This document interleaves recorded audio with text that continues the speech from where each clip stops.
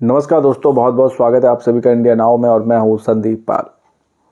Samajwadi party के अध्यक्ष, लोकसभा में सांसद अखिलेश यादव ने संसद के शीतकालीन सत्र के दौरान कई मुद्दों पर जोरदार भाषण दिया और सत्ताधारी बीजेपी और एनडीए को आईना दिखाने का काम किया।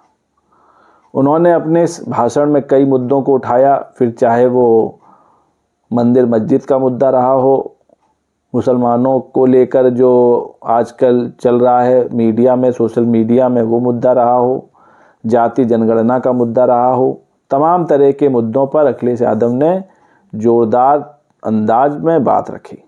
अखिलेश यादव ने कहा कि संविधान की 75 सालों की गौरवशाली यात्रा पर आयोजित जो चर्चा हुई उसमें बोलते हुए उन्होंने कहा कि अगर ये सरकार जातिगत जनगणना नहीं करवाती है तो विपक्ष में बैठे लोग जब भी सत्ता में आएंगे तो वो इसे जरूर कराएंगे। उनका कहना है कि जातिगत जनगणना से समाज में किसी तरह का कोई भी भेदभाव बढ़ता नहीं है, इसके जरिए लोगों के हित में नई नीतियां लाई जा सकती हैं। इसके अलावा जो मंदिर मस्जिद का मुद्दा चल रहा है उस पर उन्होंने कहा कि मस्जिद के नीचे मंदिर खोजने की कोशिश की जा रही है। ये लोग देश में शांति नहीं बनाए रखना चाहते हैं, उन्हें कानून की परवाह नहीं है।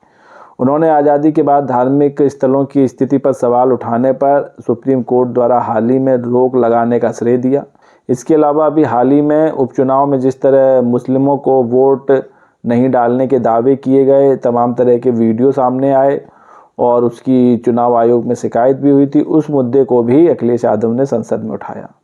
अखिलेश यादव ने कहा कि संविधान कहता है कि सरकार की नज़र में सभी समान हैं, लेकिन उन्होंने ये भी दावा किया कि देश के अल्पसंख्यकों और ख़ास तौर से मुसलमानों को दूसरे दर्जे का नागरिक बनाने की कोशिश की जा रही है, उन पर हमले किए जा रहे हैं, उनकी संपत्ति को नुकसान पहुंचाया जा रहा है। यही नहीं, इसके अलावा उन्होंने कहा कि प्रदेश में कई तरह की इस तरह की घटनाएं जानबूझकर की गई हैं।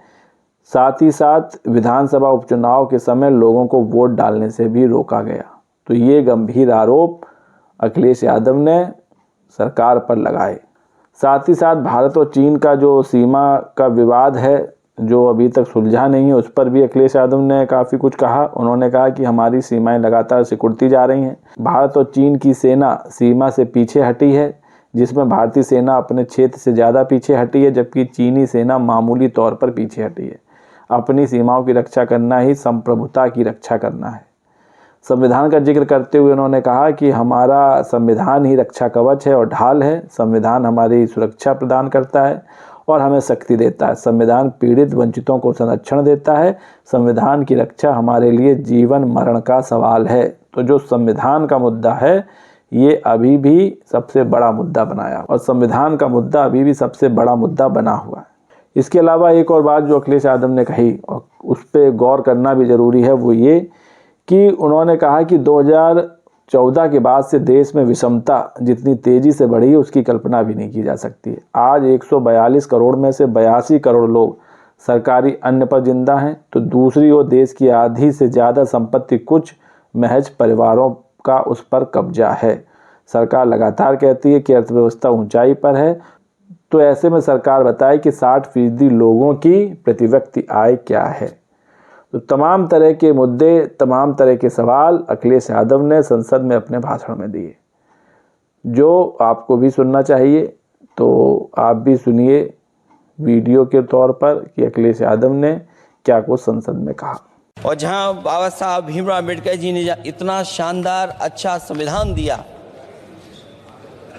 वहीं डॉक्टर अम्बेडकर ने स्पष्ट कहा था, जो हमारे माननीय मंत्री जी ने भी सत्ता पक्ष से वो बात रखी और कहा था, संविधान कितना भी अच्छा हो, यदि उसे लागू करने वाले लोग अच्छे नहीं होंगे तो परिणाम अच्छे नहीं निकलेंगे।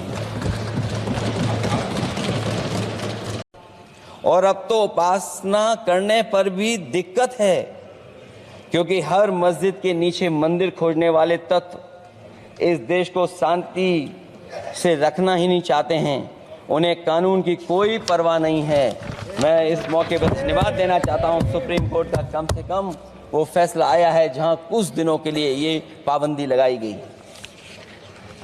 व्यक्तियों की गरिमा और देश की एकता और अखंडता को सुनिश्चित करने वाली बंधुता ये विभाजनकारी नीतियां संविधान की प्रस्तावना के उस उद्देश्य से जरा भी मेल नहीं खाती है। व्यक्ति की गरिमा लिंचिंग से धूल दूषित हो चुकी है। उद्योगपति सरकारी आतंक से परेशान हैं, हो करके अपनी पूंजी समेटकर देश छोड़ गए हैं और लगातार जा रहे हैं। अध्यक्ष महोदय, आजादी के बाद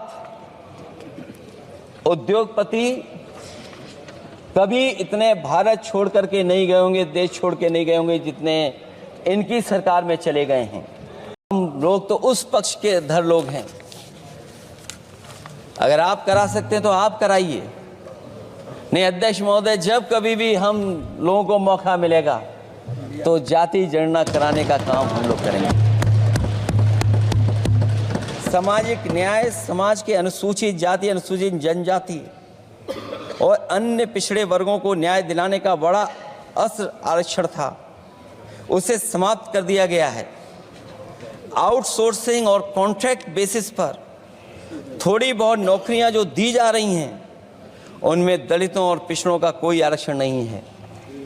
शिक्षण संस्थाओं और विश्वविद्यालय में प्रोफेसर्स और वाइस चांसलर के चयन के समय इनके आगे लिख दिया जाता है, एक नया शब्द का इजाद हुआ, NFS, नॉट फाउंड सुटेबल।